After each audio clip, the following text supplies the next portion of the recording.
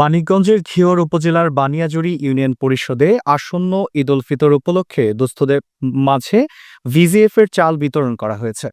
বানিয়াজুড়ি union পরিষদের আয়োজনে দিনব্যাপী এ চাল বিতরণ করা হয়।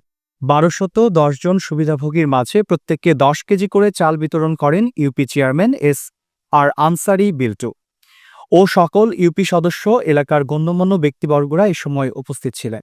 এছাড়াও চেয়ারম্যানের ব্যক্তিগত তহবিল থেকে ২৫০ জন সুবিধাভোগীর মাঝে নগদ অর্থ প্রদান করেন। অনেক বড় ব্যাপার, যে কারণে আমি চাচ্ছি না, আমি আজ ৩ বছরের উপরে চেয়ারম্যান হয়েছি। আমি চেয়ারম্যান হওয়ার পর থেকে আমি দেখেছি যে আপনার এই যারা চাল নিতে আসে, হ্যাঁ, অনেক লোক হয়। আমার ১২০০ কার্ড হয়, আমি ১২০০ কার্ড পাই।